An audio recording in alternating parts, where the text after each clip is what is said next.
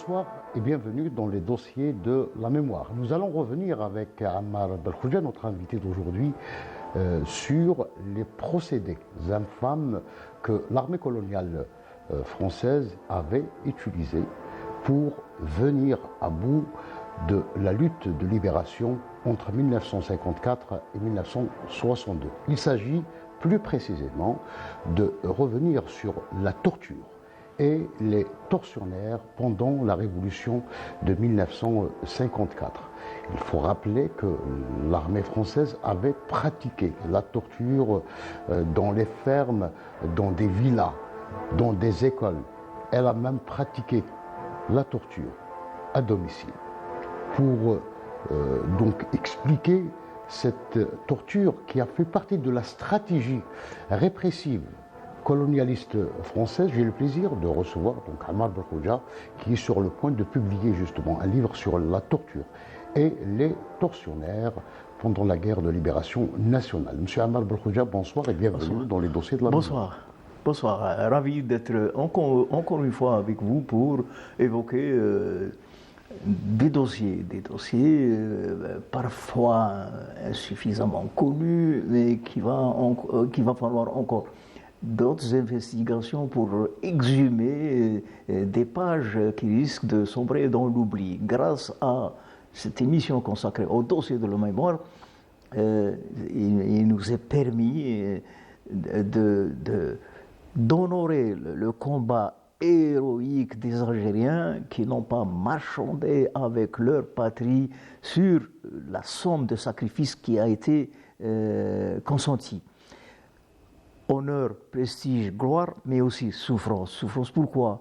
Parce qu'on a dirigé contre ce peuple une méthode ignoble, à savoir la pratique hideuse et honteuse de la torture, qui va être généralisée, qui va être pratiquée massivement, voilà un peu ce dossier qui, je présume, qu'il n'a pas été suffisamment exploité pour livrer à notre jeunesse, à la jeunesse algérienne, pour dire attention, cette guerre qui a été menée de 54 à 62, elle a été jalonnée de malheur et d'héroïsme évidemment, mais que ce sont des pages qu'on ne doit pas enterrer parce que la souffrance a été horrible et épouvantable. Le sinistre Paul Ossarès avait donc reconnu quelques années plus tard que la torture a été généralisée et institutionnalisée, pour reprendre ces mots, mais nous savons que la torture a été pratiquée bien avant le 1954. C'est-à-dire qu'elle a été pratiquée notamment en 1945, mais aussi en 1950 lors du démantèlement de l'organisation spéciale. Ammar Belkhoudja. Très juste que la torture a été une méthode utilisée par l'ordre colonial, par le système colonialiste contre les Algériens. Et puis ça remonte un peu pendant toutes les insurrections qui sont succédées dans notre pays. Et mai 1945 va utiliser aussi contre les militants algériens du mouvement nationaliste, va être utilisé avant 1954. Et puis 1954, nous allons assister à une utilisation de la torture d'une manière officielle, puisque la torture va devenir une véritable institution. Vous avez évoqué un nom. Paul Ossarès. Paul Ossarès figure parmi tout ce personnage. Ce dispositif. Oui, ce personnel de tortionnaire. Il y a trois attitudes différentes de l'un à l'autre. Paul Ossarès, lui, reconnaît sans état d'âme que oui, j'ai torturé, j'ai fait assassiner Ali Boumengel en le jetant du 6e étage dans un immeuble à El Biyar. Oui, on avait fait assassiner Mohamed El Arbi Midi à l'époque, 57. La tare du colonialisme d'une manière générale, la tare, c'est le mensonge. On a dit non, Ali Boumengel s'est suicidé. On a dit que Mohamed El Arbi Midi s'est suicidé. Et puis 30 ans après, le coupable de ces meurtres avoue lui-même que Mohamed El Arbi Midi et Ali Boumengel ont été assassinés froidement par l'ordre colonial. Une autre attitude.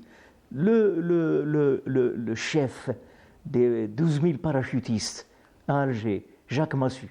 Lui c'est l'adoption normale et officielle de la torture, puis 30 ans ou 40 ans après, allez hop, et un remords qui va ronger la conscience, et il vous dira que oui, il était regrettable que la France ait utilisé la torture comme moyen.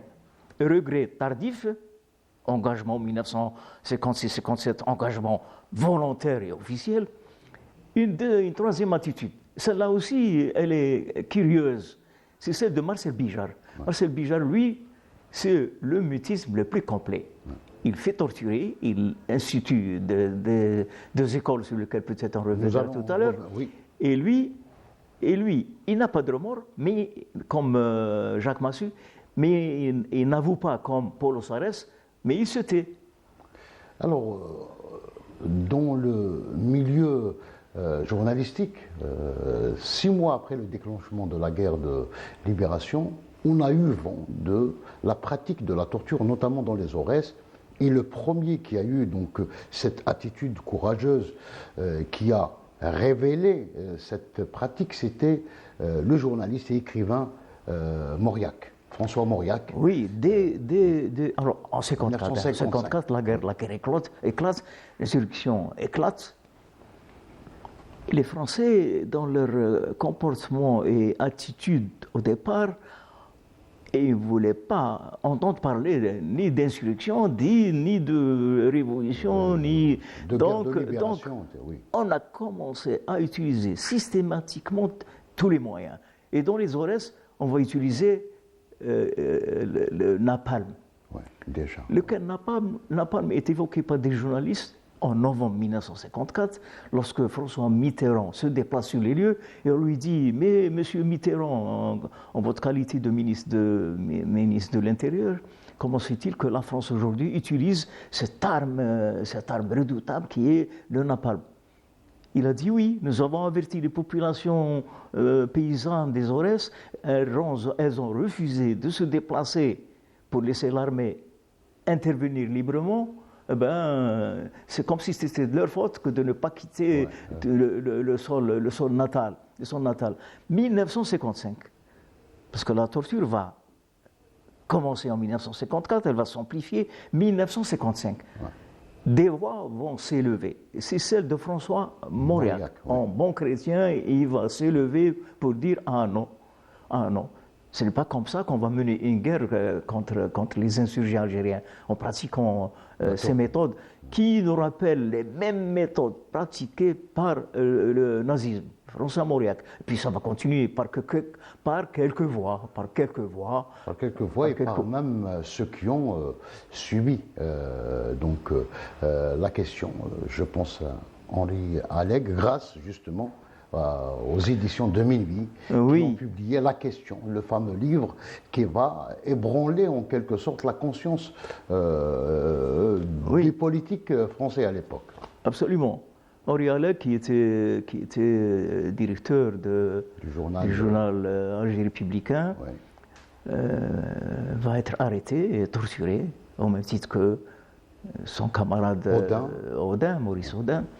Et les parachutistes n'ont pas hésité à malmener ce monsieur-là. Il sort, il dénonce, il fait publier La Question, qui va faire scandale, qui va être saisi, la censure va refuser de faire diffuser La Question de Henri Allègre. Pire encore, c'est qu'on a voulu démentir ce qu'il avait subi. Et on ramène les parachutistes qu'il avait dénoncés, on travestit les lieux et on va essayer de masquer tout ce que ce monsieur, tout ce que Henri Allègre avait décrit dans La Question. Donc voilà un peu cette hypocrisie de dire non, la torture, mais c'est une invention, nous n'avons pas torturé. Et les politiques, les civils, aussi ont toujours renoncé à dire oui, nous avons cautionné et nous avons donné des instructions à l'armée pour pratiquer la torture. Et ça va continuer jusqu'en 1962. Pourtant, Jacques Massu le dit dans son livre, Ben oui, Bourges Mounouri et Max Lejeune sont venus inspecter les lieux et ils étaient entièrement d'accord sur ces méthodes. Donc, cette attitude de vouloir endosser la responsabilité de l'armée française dans la pratique de la torture, ça va continuer jusqu'en 1962. Si bien que ça va permettre à une historienne, à une jeune historienne, Raphaël Branche, de consacrer un livre sur la torture et l'armée française pendant la guerre d'Algérie. Un livre incontournable aujourd'hui comme référence. Alors, la torture sera considérée comme un moyen faisant partie de la stratégie répressive menée par l'armée française, notamment à partir de 1956, au lendemain du vote des pouvoirs spéciaux. Très juste, très juste. Le vote des pouvoirs spéciaux en mars 1956, parce que tout se met en mouvement finalement pour gagner la guerre rapidement. Alors les lois, l'armée, la répression, et puis les pouvoirs spéciaux vont donner pouvoir de police à l'armée française en Algérie. C'est-à-dire qu'en sans mandat de perquisition, sans mandat d'arrêt, on va se permettre de tous les abus. C'est-à-dire qu'on peut faire irruption chez vous, on peut vous malmener, vous torturer, dans l'illégalité, l'illégalité la plus absolue, et la justice va suivre, la justice coloniale. C'est-à-dire que tous les rouages qui sont en mouvement et dirigés par le pouvoir de Paris vont accélérer cette répression pour gagner rapidement la guerre. Mais la guerre va se perpétuer jusqu'en 1962, les Algériens étant déterminés à se battre jusqu'au bout. Alors la torture, si on examine bien les choses, c'est un raccourci qui va devenir une méthode de guerre anti-révolutionnaire, anti-guerre subversive, comme ils le disent, un raccourci pour gagner coûte que coûte une guerre. La gagner comment? Pas dans les combats, dans les Jebel, mais dans les salles de torture, par le renseignement. Parce que dans l'idée du pouvoir colonial, c'est que tous les Algériens vont devenir des suspects potentiels. Et que chaque Algérien était détenteur d'un renseignement. Et le renseignement, ça va servir, ça aurait pu servir, mais ça n'a pas servi aux Français de gagner la guerre par le renseignement. Le renseignement la guerre se gagne dans les combats, dans les Jebel contre la LN. Puis la LN était là, présente en 1957, 58, 59. La LN structurée, surtout après le congrès de la Soumam, c'est devenu une armée avec ses officiers, avec ses grades, avec ses... Alors, on dit que la torture va atteindre des proportions terribles en 1957. Mais nous savons que l'armée française avait prémédité cette situation car elle avait ouvert des écoles de torture, une à Arzeux et l'autre à Skida. Et Bijard chapeautait, donc à l'époque Bijard était colonel, c'est lui qui chapeautait ces deux écoles, entre guillemets, de la torture. C'est que après les pouvoirs spéciaux, et depuis ce qu'on a appelé à tort la bataille d'Alger. La bataille d'Alger, dans mes interventions ou dans mes écrits, je combats cette terminologie et ce vocabulaire hérité de l'armée française et notamment de Jacques Massu. Bataille d'Alger ou bataille, le mot bataille suppose confrontation de deux forces présentes sur le terrain. Quoique, même si ces forces sont inégales, on peut parler de bataille, d'une armée face à une autre armée. Mais pas de 12 000 parachutistes qui se ruent sur la Kasbah, mais ce n'est plus une bataille, c'est un état de siège systématique contre la population algérienne d'Alger et surtout de la Casbah. Madame Zohra Drif, qui nous dit ceci, qu'Alger, en 1956, en 1957, et pendant tout le temps, et pendant ces années un peu féroces, va devenir la capitale de la torture. Alger, capitale de la torture, selon Zohra Drif. Ouais. Torture avec ses instruments de torture. Ouais. On va utiliser des instruments, j'y reviendrai peut-être tout à l'heure. Oui. Torture avec ses tortionnaires professionnels. Ouais. Pourquoi professionnels? Monsieur Ben Youssef Ben Khadda les appelle les professionnels du mal. Du mal. Pourquoi professionnels du mal? Parce que Marcel Bijard a eu cette audace malveillante de créer des écoles de torture. L'une à Skikda et l'autre à Arze. Créer des écoles où l'on va enseigner comment torturer un être humain pour lui faire avouer. Et dans la majorité des cas, ces Algériens qui ont été torturés ne savaient rien, parce que le FLN ne pouvait pas divulguer un peu toute son action. Mais pour Bijard, qui vous dit ceci, je torture un Algérien, il va me ramener 10. Je torture 10 Algériens, ils vont me ramener 100. Je torture 100 Algériens, ils vont me ramener 1000. Et ainsi de suite.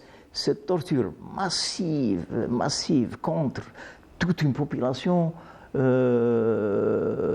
devenue une institution, si bien que un auteur courageux, un historien courageux a dénoncé la torture, c'est Pierre Vidal-Naquet, qui lui aussi, comme Zohra Drif, qui nous dit que Alger est devenue la capitale mondiale de la torture. Capitale mondiale, j'ai peut-être oublié de le souligner tout à l'heure, capitale mondiale de la torture.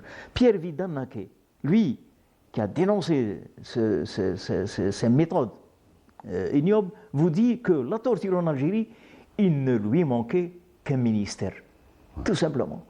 Parce que tout le monde était au courant et tout le monde était d'accord sur l'emploi de ces méthodes. Donc il fallait mettre en place un ministère qui dirige un peu tout cet appareil-là. Alors, ils vont pratiquer donc des procédés dignes du nazisme qui ont été déjà testés en Indochine, Amr Belkhouja. Ça a commencé, bien sûr, ça a commencé en Indochine, mais en Algérie, ça va être autre chose. C'est plus étudié, c'est plus méthodique. C'est un enseignement, comme je viens de le dire, parce que Marcel Bijard avait décidé d'enseigner comment torturer les gens, mais aussi cette décision de faire de la torture un moyen de guerre parmi tous les autres moyens, c'est aussi et surtout pour laver l'affront de la défaite de Dien Bien Phu. Parce que la France a été défaite en mai 1954 à Dien Bien Phu contre Giap, contre l'oncle Ho Chi Minh. Ouais. Et au mois de mai 1954, ça a été le désastre de l'armée française. La guerre éclate quelques mois en Algérie. Comment laver cette honte et cet affront qui nous a été imposé, infligé par les enfants et les résistants du Vietnam? Eh bien, nous allons nous venger sur les Algériens. Et comment nous allons nous venger? Puisqu'il est hors de question, il était impossible de gagner la guerre dans les Djebel, avec l'avènement du général de Gaulle en 1958, qui va lui donner l'ordre au commandant en chef des armées, Charles, pour lui dire il faut employer tous les moyens pour affaiblir l'ALN et nous permettre de négocier dans les conditions que nous voulons. Mais la torture va accompagner cette armée. J'évoque, j'ouvre une parenthèse, Mohamed Belouizdad, Mohamed Belouizdad, le premier responsable de l'organisation spéciale, conscient que l'insurrection éclatera un jour ou l'autre. parce qu'il est mort en 1952. Oui. Mais avant cela, il nous avertit, il nous dit, peuple algérien, il faut que la force de notre résistance soit supérieure aux forces répressives. Il était conscient que tout va être mis en mouvement pour faire échec à cet élan ultime, à cet élan révolutionnaire du peuple algérien et de son avant-garde. Alors voilà, laver l'affront qui a été infligée au mois de mai à Dien Bien Phu et gagner la guerre par cette facilité, entre les guillemets, d'obtenir le renseignement. Et ils ont supposé, ils ont espéré gagner la guerre par l'exploitation du renseignement. Qu'est-ce que c'est l'exploitation du renseignement? C'est la pratique de la torture. Quand je parle de torture, vous avez évoqué les lieux qui ont été utilisés. Oui. Ben, les lieux, c'est les écoles, c'est les bains-morts, c'est les casernements, c'est Les fermes. les fermes coloniales. Et puis, il y avait les sas et les sceaux. Dans les sas, on pratique également la torture. Les sections administratives spécialisées à Marbel-Kouja. Comment? On pratiquait également dans les sas et les sceaux. Donc, Oui, c'est que la théorie, hein, une théorie absurde et hypocrite, on pratique la torture pour débusquer les poseurs de bombes. Ouais. Mais la torture va généraliser point de bombe dans la campagne. Ouais. La torture a été pratiquée partout en Algérie. Donc si les bombes, ça n'existait pas dans la campagne, ni dans beaucoup de villes d'Algérie, à l'exception de la ville d'Algérie où décision a été prise par le FLN d'utiliser les bombes parce que le premier attentat contre les Algériens a été commis par les ultras et dirigé par l'ancien boucher de Guelma, André Achiari. Ouais. C'est la bombe de la rue de Thèbes. le 10. Au mois d'août, le 10 août 1956. Donc les premiers poseurs de bombes ne sont pas les Algériens. Et puis cette histoire de débusquer les poseurs de bombes en pratiquant la torture massivement, c'est inespéré de trouver des poseurs de bombes un peu partout. Ce n'était pas possible. Le FLN ne va pas divulguer les caches et les fidéines désignés pour cette action-là.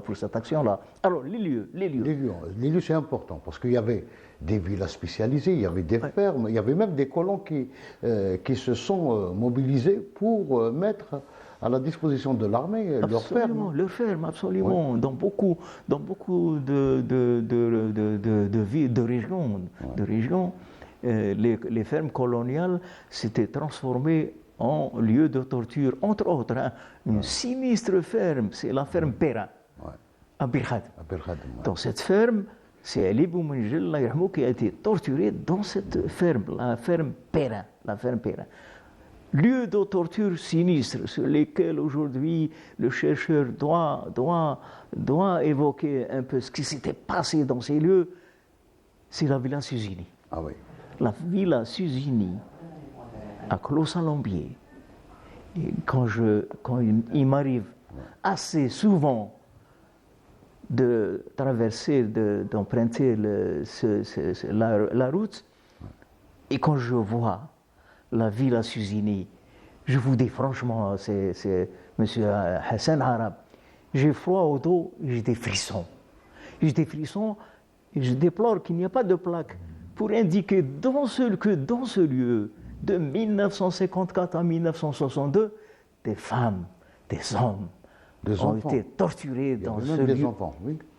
Et qui sont morts sous la torture. Oui. À la Villa Susini, des militants, les femmes malmenées, torturées, sans pitié dans cette villa. Moi, il faut convenir de faire visiter ces lieux à nos enfants, d'appeler les historiens, d'appeler les témoins qui ont vécu ces sévices, pour leur dire oui, dans ce lieu, un autre lieu, tristement célèbre, c'est la ferme Amzienne à Constantine. La ferme Amzienne, quand on évoque ce nom, la ferme Amzienne ما يرجعش. Il a la Villa Susini, mais il ne sera pas rescapé. Et je vous dirai, M. Hassan Arab, que le traumatisme des rescapés est resté vif jusqu'à 60, jusqu'à leur mort. Tous ceux qui ont subi la torture l'ont subi dans leur chair physiquement, mais ils l'ont subi dans leur esprit, dans leur âme, parce que l'humiliation avait elle aussi atteint des limites inacceptables, surtout pour les femmes, parce que la torture va être accompagnée de tous les abus, de tous les abus. Quand je parle d'abus, pour ne pas choquer un peu le téléspectateur, tous ceux qui sont en train de suivre cette émission, je m'abstiens d'évoquer un peu tout ce qui a porté atteinte à la personnalité algérienne et à la dignité de l'être humain. Il y avait des villas, il y avait des fermes, même les écoles, certaines écoles ont été justement réquisitionnées pour pratiquer. La plus connue, c'est l'école Saroui. C'est l'école Saroui. C'est l'école Saroui. Tous les témoins en parlent, tous les historiens en parlent. Et comme je l'ai souligné tout à l'heure, il faut consigner, il faut localiser les lieux. Il ne faut pas que ce lieu soit oublié, alors que des militants et des militantes ont transité par ces lieux, ont été malmenés, ont été torturés, ont été humiliés. Ces lieux, et j'ai oublié aussi de parler de la mise en place d'un service spécialisé dans la torture. C'est le DOP. Le dispositif opérationnel de sécurité, qui va lui être généralisé, et on va le retrouver un peu partout. Chaque ville ou chaque campagne, elle avait son DOP. Son DOP avec... C'est un centre de torture. Un centre de torture avec ses spécialistes, avec ses tortionnaires professionnels. On ramenait, c'est le DOP qui doit fournir des renseignements à l'armée, à la police, pour suivre les pistes un peu et neutraliser cette lutte sur laquelle on ne va pas renoncer, quoi. Alors, il y a les écoles et l'installation de ces DOP, et puis il y avait certaines casernes. Certaines casernes militaires. À tous les casernements, presque tous les casernements en Alger. Je suis en train de recenser, c'est difficile, difficile de recenser un peu toutes ces villas, toutes ces écoles, toutes ces fermes. Et il appartient, c'est-à-dire que l'opération doit être commune, pas uniquement à Alger, mais un peu partout dans le pays, pour recenser les lieux où la torture a été pratiquée. Parce qu'il y a un danger de l'oubli, un danger. L'oubli est en train de nous menacer. Alors, je suis en train de recenser, et grâce à Ben Youssef Khadda, qui a consacré un livre un peu à la torture, recenser tous ces lieux, les localiser et les consigner dans des plaques commémoratives pour que la mémoire, puisque vous travaillez dessus, les dossiers de la mémoire, cette mémoire, il faut qu'elle soit entretenue. La villa amézienne, je ne sais plus qu'est-ce qu'elle est devenue, la ferme amézienne, je ne sais plus, il va falloir un déplacement social pour nous informer sur la ferme amézienne et dans toutes les villes d'Algérie, y compris la ville où j'habite, Tiaret. Il y a eu des DOP, il y a eu des casernements. Dans vos travaux, vous avez mis l'accent notamment sur la caserne, donc Fort l'Empereur. Fort l'Empereur, oui. Et la caserne du Sendé. Du Sendé. Où Jamila Boubache a suivi les atrocités dans cette caserne, dans absolument, le cadre de absolument. cette caserne. Les casernements militaires, les villas, les écoles, les fermes, tout était mobilisé. Après, en 1957, on torturait à domicile. À domicile, oui, il y a des témoignages. Moi, j'ai lu le livre de Madame Zahra Adrif. Il s'est passé des choses horribles où on avait assisté à la torture d'un enfant de 12 ans. Un enfant sur lequel on n'a pas hésité à pratiquer la torture par l'électricité.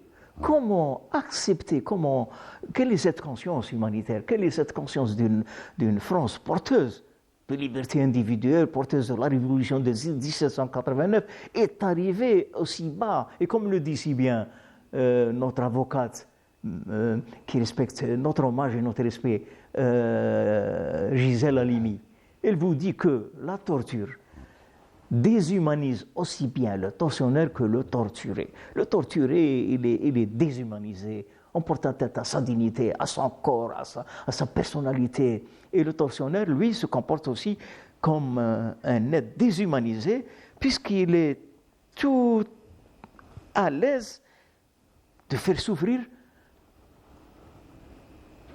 un être humain qui est dépourvu de ses moyens de défense. Hein.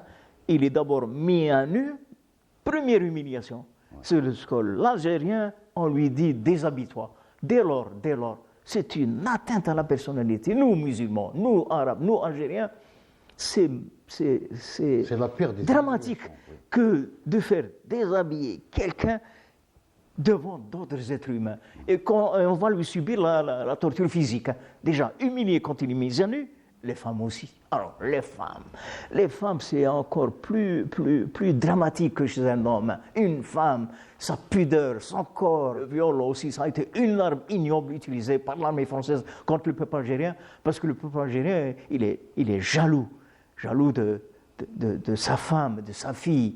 Et on a torturé des hommes dans la Casbah devant leurs femmes, devant leurs enfants. Tout cela doit meubler notre conscience, notre esprit et notre mémoire pour faire le procès du colonialisme, pour lui dire, colonialisme, vous avez utilisé des choses immondes. Et pour avertir la conscience humanitaire, la conscience française, l'opinion française, pour dire attention, Français de France, nous les Algériens, nous n'avons pas développé la haine contre le peuple français. Nous avons pris les armes pour faire abattre un système qui s'appelle le colonialisme. Aujourd'hui, il faut agir avec intelligence, avec vigilance pour sensibiliser l'opinion française, parce que ce qui se passe aujourd'hui en français, c'est cette montée de l'extrême droite. Et laquelle extrême droite animée par la fille d'un tortionnaire qui s'appelle Jean-Marie Le Pen. Le dernier livre que j'ai exploité pour terminer mes travaux, il vient de paraître en 2024 à Paris, où Le Pen a été rattrapé par l'histoire pour dire ce lieutenant s'est engagé pendant 6 mois à Alger. Comme volontaire, hein? Comme volontaire, oui. Il a passé 6 mois, il est rentré chez lui, comme député à l'Assemblée française. Mais il est venu prédisposé à pratiquer la torture contre les Algériens, avec cette haine de l'arabe. Le dernier tortionnaire à être rattrapé par l'histoire, c'est Jean-Marie Le Pen. Donc, l'écriture historique est une notion perpétuelle. On doit sensibiliser un peu l'université algérienne, nos jeunes, l'école algérienne, l'université algérienne doit fournir de jeunes historiens qui se mettront à travailler sur le sujet. Alors, on a évoqué quelques tortionnaires, les lieux, et puis vous avez les méthodes. Ah, les méthodes. Les méthodes, c'est multiple, hein, c'est multiple, mais il y en a 2. Les plus... Oui, qui ont été utilisées à outrance. Les Français appellent l'une la gégène. La gégène, c'est quoi? C'est la torture par l'électricité. Et la gégène, c'est la génératrice. C'est la génératrice? C'est la génératrice d'un courant électrique qui est utilisé dans la campagne par l'armée française pour servir un réseau de transmission. L'énergie électrique est fournie par cette génératrice que les tortionnaires ont appelée gégène, hein, un diminutif, gégène. La torture. Et la baignoire. Baignoire entre les guillemets finalement. Hein. Qu'est-ce que c'est la baignoire? C'est un récipient, c'est une bassine où il y a des eaux malsaines, hein, où on enfonce la tête des suppliciés jusqu'à l'étouffement. Alors le ventre est gonflé et quand on veut suspendre l'étouffement supplicié à lui retirer la tête de cette bassine qu'on appelle baignoire, mais il n'arrive pas. Et puis je vous dirai une chose, M. Arab Hassan, c'est que beaucoup de suppliciés, beaucoup de militants algériens ont succombé aux tortures, à l'électricité par la génératrice de courant électrique. Et quand ils n'ont pas à leur disposition la GGN, on n'a pas hésité à utiliser le courant, le 120 volts. Le 120 volts, on n'a pas hésité. Alors le courant électrique, par pudeur, je ne dirais pas l'application des électrocodes au niveau des parties les plus sensibles du corps, ça produit une énergie électrique qui fait mal, atrocement mal, mais qui ne laisse pas de traces. Et ça a été une astuce de l'armée française, craignant que les missions de la Croix-Rouge découvrent qu'on torture dans ce pays. La baignoire non plus, elle ne laisse pas de traces, mais beaucoup ont étouffé parce que le cœur avait flanché sous le courant électrique, l'électricité, et sous l'étouffement. Encore une parenthèse, c'est les tortionnaires qui vont se faire assister par la médecine, par les docteurs. Et quand la médecine assiste la torture, c'est inacceptable. Parce que le docteur est là pour apaiser la douleur chez un être humain, pas pour permettre aux tortionnaires, quand ils abîment un corps et qui est sur le point de périr, de succomber, on appelle au secours le médecin qui va lui administrer une injection pour le remettre en forme, entre les guillemets, en forme pour le remettre aux séances de torture. Voilà un peu encore une page qui a été traitée par Raphaël Branche, mais qu'il va falloir encore puiser, approfondir, pour dire aux Français, mais comment vous utilisez la médecine dans les séances de torture? Alors, vous avez travaillé sur un torturé, donc, et qu'on a torturé au chalumeau, qu'on a brûlé au chalumeau. Donc, alors, les méthodes, oui, les méthodes. Oui, c'est Hassan Arab. Je vous dirais qu'on faisait pénétrer entre l'angle et la chair des épingles. Oui. Et ça fait, c'est douloureux. On a fait subir une souffrance à Djemel Amrani.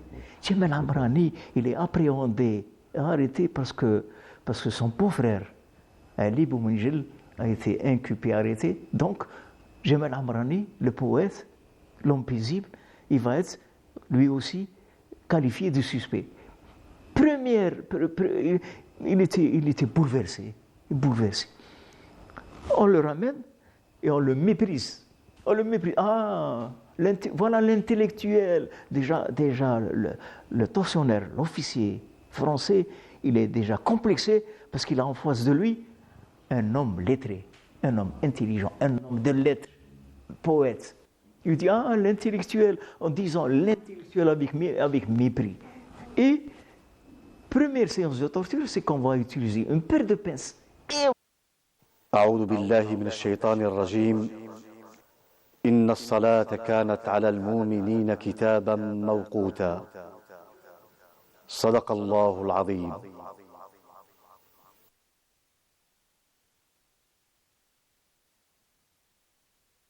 الله أكبر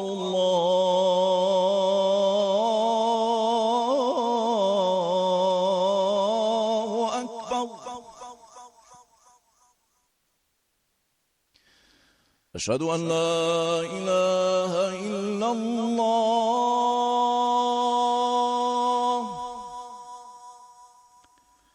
أشهد أن لا إله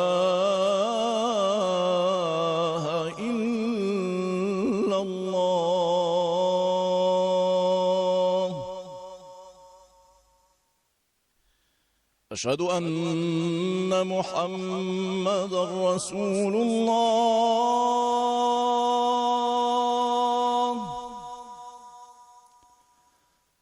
أشهد أن محمدا رسول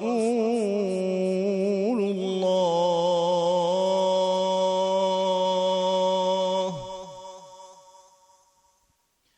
حي على الصلاة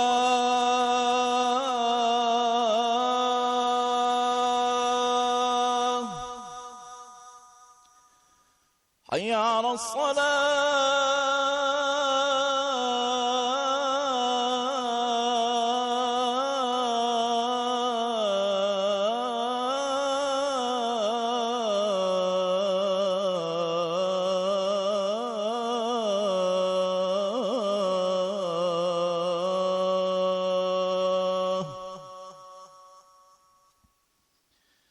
حي على الفلاح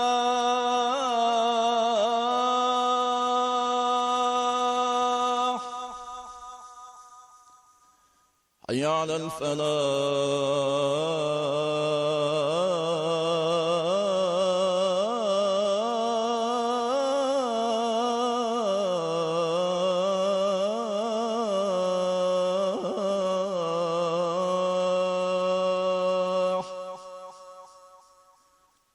الله أكبر الله أكبر لا إله إلا الله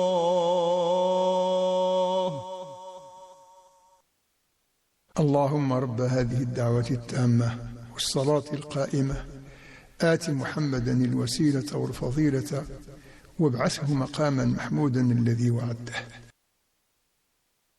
Par les brûlures, entre autres, un leader, un grand homme qui a accepté tous les sacrifices, c'est Aïssat Idir, brûlé au chalumeau, parce que l'UGTA, fondé sur insistance de M. Abba Ramdan, qui dit à Aïssat Idir, il est temps de créer une centrale indépendante de la CGT, une centrale nationale qui va s'appeler UGTA, créée le 24 février 1956, défaite, disloquée et démantelée en mai 1956 par Robert Lacoste. Tout le bureau est décapité, Aïssat Idir transite par plusieurs centres de torture. Parce que son nom va figurer au mois d'août dans la liste des membres du CNRA, prévu par le Congrès de la Soumam. Son nom figurait, alors qu'il a été arrêté au mois de mai, antérieurement au Congrès de la Soumam. Les Français n'ont pas hésité à dire « Ah, nous avons une belle prise, ce monsieur, c'est un responsable, on va torturer sans pitié ». Et comme la justice était impuissante de trouver des preuves pour l'inculper, on l'avait libéré en 1959. De 56 d'un centre de torture à un autre, il va être enfin libéré en 1959, mois de juillet, je crois. Il va être kidnappé par... Le jour même de sa libération. Le jour même, oui. Il va être kidnappé par Yves Godard. Encore un nom sinistre dans la torture et l'exploitation des renseignements entre les guillemets. Il va être arrêté, torturé et brûlé au chalumeau. Brûlé au chalumeau, on va encore une fois l'accuser, Aïssat Idir, cet homme, ce brave homme, militant de la première heure. On va l'accuser d'avoir utilisé une cigarette que son matelas avait brûlé. Encore le mensonge ignoble contre Aïssat Idir va périr au mois de juillet 1959 par la volonté ignoble d'Yves Godard qu'on va retrouver dans l'OAS. Et Yves Godard, à propos de terminologie, il parle de la bataille d'Alger sous Massu. Il parle de la bataille d'Alger sous son commandement. Ouais. Et il parle de troisième bataille d'Alger de l'OS. Alors comment ce personnage haineux de l'Algérie, nous allons, nous Algériens, utiliser son vocabulaire, ouais. Bataille d'Alger. Ouais. Je refuse. Il y a Gilbert Meignier, honnête historien, qui n'a jamais parlé de bataille d'Alger. Et tous les historiens ou journalistes conscients mettent bataille entre les guillemets. D'autres ne le font pas. Je ne suis pas aujourd'hui en mesure d'accepter cette terminologie pour dire bataille. Je dirais exaction, je dirais torture, je dirais mise à sac, je dirais...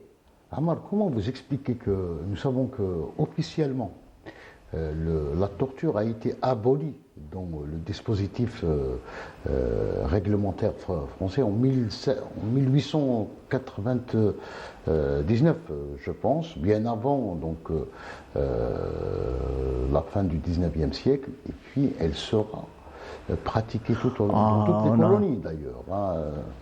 On abolit officiellement des choses, on y revient, on a bien aboli l'esclavagisme, on a bien aboli l'esclavage, mais avec Napoléon Ier, il revient, l'esclavage revient,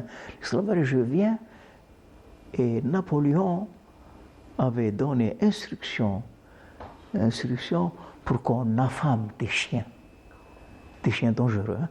On affame des chiens pendant un mois ou un peu plus, et les libérer, les lâcher pour dévorer d'anciens esclaves qui tentaient de s'évader. Et alors, à propos des chiens, je reviendrai sur l'utilisation des chiens contre les suppliciés algériens. Dans la région de Tiarat, à Mehdia, un bouskin, un shahid, a été dévoré par les chiens. Il y a dans les camps de concentration. Tous les camps de concentration. J'oublie le nom. Dans le nom d'une concentration que je consigne dans mon ouvrage, où les Algériens ne pouvaient pas s'aventurer à quitter leur tente pour aller se soulager, ils risquaient d'être dévorés en cours de route par des chiens. Des chiens assez souvent affamés. Hein. C'est le camp de concentration de Sidi Qsarter, où il y avait un chien, donc un berger allemand qui a été justement formé. C'est des molosses qui vous dévorent. Hein. Exactement. Oui. Donc c'est un autre procédé également. Un autre procédé, hein, le chien. Alors, la conclusion donc de votre travail de recherche par rapport donc à la pratique de la torture en Algérie. Avant la conclusion, oui. J'ai parlé tout à fait au début du drame. Il y a le drame de la folie. Oui. Beaucoup de suppliciés sont devenus fous, ont perdu la raison. Celui qui en parle le mieux que moi, c'est Abdelhamid Benzine. Benzine, oui. Dans le camp et dans l'Ambèze. Et dans l'Ambèze, des Algériens qui ont perdu la raison pendant les séances de torture continuent à être torturés de nouveau parce qu'ils avaient perdu, ils ont des troubles mentaux, ils ne savaient plus ce qu'ils faisaient, ce qu'ils disaient. On continuait à les battre au lieu de décider, au lieu que le régime colonial décide que ces gens-là, ces êtres humains, sont dépossédés de la raison. Le mieux à faire, c'est de les faire admettre dans une institution qui s'appelle l'hôpital psychiatrique pour leur administrer un traitement adéquat. Eh bien non, on ne l'a pas fait. Abdelhamid Benzine parle de tous ces fous, entre les guillemets, hein, qui ne savaient plus ce qu'ils disaient et continuaient à être maltraités par les geôliers, par les geôliers. Alors la folie, succomber, mourir sous la torture, étouffé dans les... D'ailleurs, dans certains camps, puisqu'on parle des camps de concentration, la France avait mobilisé certains anciens nazis. Oui. Benzine en parle. Il disait qu'ils pratiquaient donc effectivement, la torture, effectivement, dans un centre, j'ai oublié le nom de ce centre, le directeur est un ancien nazi. Est un ancien SS. Ouais. Un ancien SS et Ajnin Bourizk. Je crois que avant l'insurrection de novembre 1954, à Jnine-Bourizk, il y avait un ancien SS. Ancien SS en 1945, au mois de mai 1945. Ouais. On avait libéré des Italiens Les Italiens, c'est l'axe Mussolini avec Hitler. Et Des fascistes italiens, pour la précision. Oui. Comment? C'était des fascistes italiens. Oui, oui. Eh ben, on a libéré des Italiens, on leur a donné des armes pour participer à l'hécatombe contre les Algériens. Donc, voilà un peu cette méthode-là. L'ancien adversaire, l'ancien ennemi est mobilisé pour sévir contre les Algériens. Je dirais qu'il y a beaucoup de pages à exploiter, beaucoup de dossiers à exhumer pour la conclusion.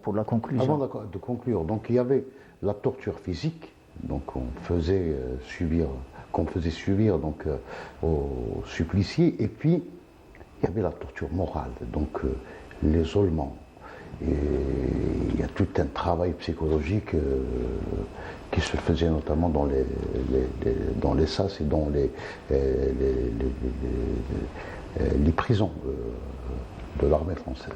Un psychanalyste, un psychologue, un psychiatre répondrait mieux que moi sur cette question. Elle est très importante. Elle a été évoquée par Alice Cherki, psychiatre de son état, collaboratrice, très proche collaboratrice du docteur France Fanon Ablida. Elle parle de cette situation de refoulement de la souffrance.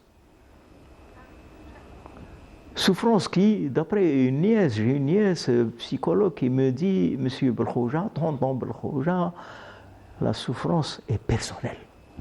Ce qui explique aujourd'hui un peu cette hésitation des anciens suppliciés, et surtout chez la femme. Hein. Je reviens toujours à la femme. Hein.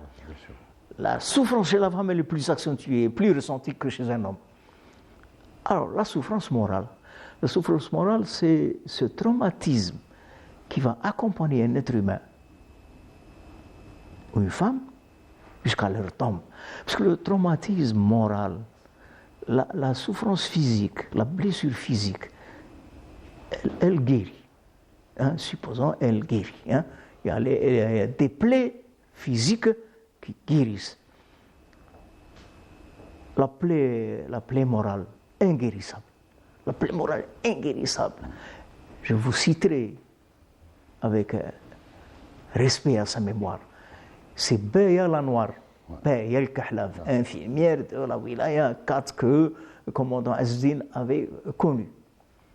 Beya la Noire, Beya el-Kahlaf, qui fait la confession de la blessure morale à Florence Bouger. Florence Bouger, auteur d'un livre très intéressant, bien fourni, bien travaillé. C'est Une guerre sans gloire. Ça, c'est bien dit. Hein? Il n'y a pas la guerre d'Algérie pour les Français.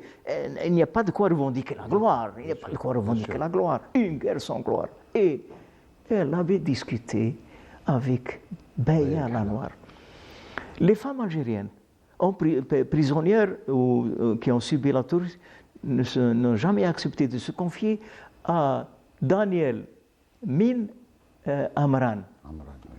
C'est la fille de Jacqueline Guérouche, qui a fait la prison à Serkaji avec un peu tout le monde. Les témoignages fournis par les femmes, il y avait cette abstention que d'évoquer les séquelles morales. Sauf que Beya la Noire va le faire avec Florence Bouger, qui lui dit « Florence, ma chère Florence, dites-le, il faut l'écrire pour dire ce que nous avons subi, surtout nous les femmes, parce que nos corps sont fragiles. » Ce sont des pages. Alice Cherki explique un peu ce refoulement. C'est pour ça que j'ai dit que les psychanalystes et les psychologues répondraient mieux que moi. Parce que dans la recherche, dans les travaux... avec on a coupé les doigts. Oui. Donc, pour revenir à ces séquelles morales, c'est qu'il y a cette difficulté pour le chercheur, pour l'historien, de ramener une femme ou un homme qui a subi la maltraitance de l'armée française pour le défourement. Parce que tant qu'il n'y a pas de défourement, il y a ce malaise. Ce malaise qui va accompagner l'être humain jusqu'à sa mort. Donc il y a un obstacle, c'est ce mutisme. Mutisme-là, il a ses raisons. Les raisons, la pudeur, c'est important chez un être humain, chez l'arabe, chez le musulman. La pudeur nous empêche des fois de nous confier. Et Ali Cherki, qui nous dit que chez le moujahid algérien, il a accroché la médaille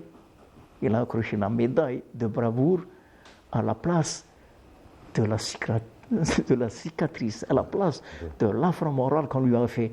Donc, les travaux sont encore en cours, il faut le faire, il faut continuer parce qu'il y a très peu de travaux sur la torture en Algérie, hein, à part Benzine, Ben Youssef Ben Khadda,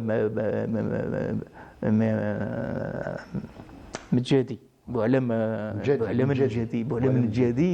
Medjadi. Chez les Français, il y a beaucoup de travaux, et beaucoup de témoignages. C'est-à-dire avec 30 ans après l'indépendance de l'Algérie, beaucoup de militaires français ont ressenti ce devoir de confier ce qu'ils avaient accompli d'une manière malsaine chez nous à des historiens. Beaucoup de tortionnaires ont eu ce besoin de confier un peu ce qu'ils ont fait. Chez nous, c'est encore le mot de la fin, Ammar Belkhoja. On dit que... Le mot de la fin, oui. Le mot de la fin, c'est rendre hommage à la révolution algérienne et rendre hommage à tous ceux qui ont accepté le sacrifice, rendre hommage à ceux qui sachant qu'ils vont être torturés, vont dire ben tant pis, tant que pourvu que notre pays sera un jour indépendant. C'est ça la force morale, la force de résistance de ce peuple valeureux et de son avant-garde, hein. La torture qui va être exportée en France aussi, hein. C'est encore un livre, La Gangrène, écrit et décrit un peu ce qui s'est passé en France. La guerre a été transplantée en France grâce aux valeureux combattants algériens, mais les Français aussi ont transporté la torture en France. L'hommage, et puis sensibiliser notre jeunesse, sensibiliser la jeune femme algérienne, le jeune homme algérien, pour dire soyons sensibles et gardons une attache solide avec ce passé, parce que ce passé regorge de sacrifices, regorge de gloire, regorge aussi de souffrance. Je te remercie vivement, Ammar Belkhoja, d'avoir évoqué avec nous la torture et les tortionnaires pendant la guerre de libération nationale. Je remercie également l'équipe technique du Studio 7 qui m'a aidé à préparer cette émission. Excellente soirée et à bientôt.